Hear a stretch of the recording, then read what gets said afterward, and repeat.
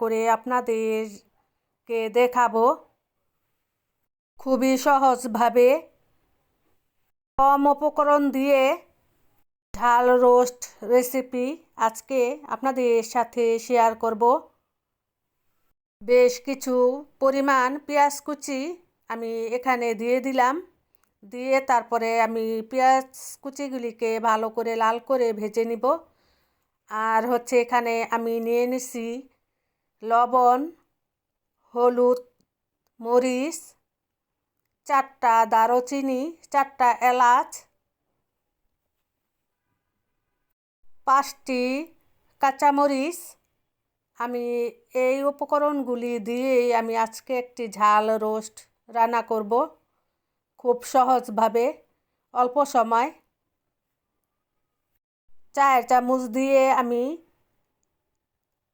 Half চামচের একটুখানি বেশি আমি নিয়ে নিছি মরিচ গুঁড়া, নিয়ে নিছি হাফ চামচের কম হলুদ গুঁড়া,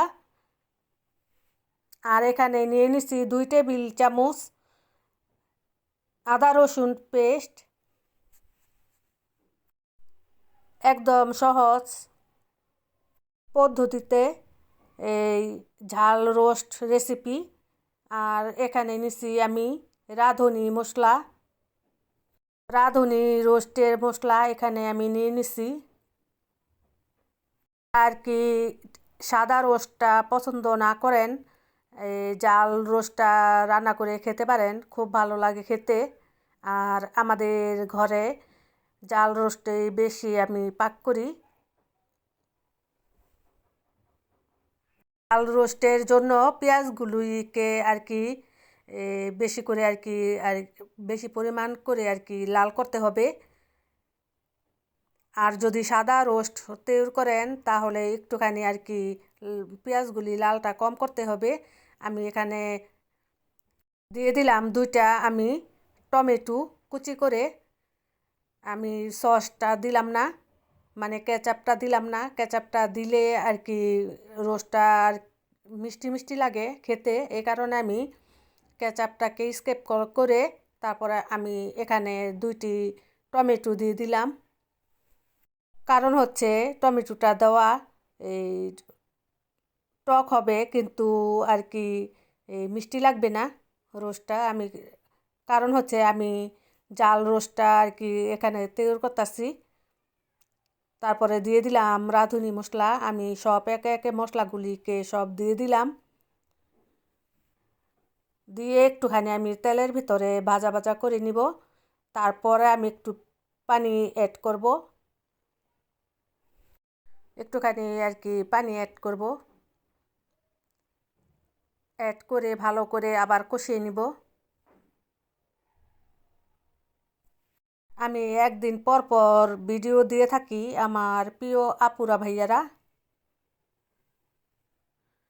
প্লিজ আমার ভিডিওটি যদি ভালো লেগে থাকে তাহলে একটি লাইক দিয়ে দিবেন আমার প্রিয় আপুরা ভাইয়ারা। তারপর আমি এখানে মশলাটাকে ভালো করে কষিয়ে নিলাম। কষিয়ে রেখে তারপরে আমি মুরগিগুলিকে দিয়ে দিতেছি।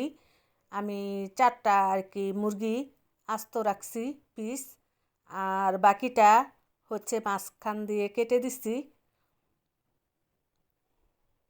যে পিসগুলিকে আমি কেটে দিছি ওই পিসগুলি খুব বড় ছিল, এ কারণে আমি মাঝখান দিয়ে কেটে দিছি।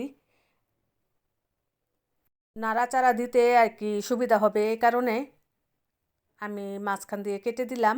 আর 4টা পিস আমি আস্ত দিয়েছি। তারপর আবার আমি 10 মিনিট পর চলে আসলাম। একটুখানি আবার নাড়া দিয়ে দিব যাতে নিচে না লেগে যায়। এভাবে রান্না করে খেয়ে দেখতে পারেন, খুব ভালো লাগে জাল রোস্ট।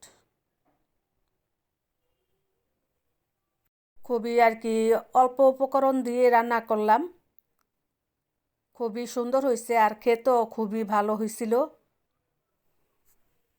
আর সাদা রোস্টটা আপনাদের ভাইয়া পছন্দ করে না, এ কারণে জাল রোস্টটা রান্না করা হলো। আর এই জাল রোস্টটা কিন্তু ভাতের সাথে পোলার সাথে খেতেও খুব ভালো লাগে। খুবই মজাদার একটি রেসিপি। আবারও বলে নিচ্ছি, আপনারা প্রিয় আপুরা ভাইয়ারা, আমার ভিডিওটি যদি ভালো লেগে থাকে আর আমার রেসিপিটি যদি ভালো লেগে থাকে তাহলে প্লিজ একটি লাইক দিয়ে দিবেন আমার প্রিয় আপুরা ভাইয়ারা। তারপরে আমি আবার 1 কাপ পরিমাণ আমি পানি অ্যাড করে দিলাম। আমি আর পানি দিব না, এই 1 কাপ পরিমাণ পানিতেই আমি ভালো করে সিদ্ধ করে নিব। খুবই ছোট একটি ভিডিও ছাড়লাম, ইনশাল্লাহ আশা করছি আপনাদের কাছে পুরাটা ভিডিও দেখে নেবেন আমার প্রিয় আপুরা ভাইয়ারা। আর হচ্ছে আপনারা আপনাদের যত বড়ই ভিডিও হোক না কেন আমি ইনশাল্লাহ ফুল ওয়াচ করি, এটা বিশ্বাস রাখতে পারেন। আল্লাহর উপর ভরসা রেখে বিশ্বাস রাখতে পারেন আমার উপর।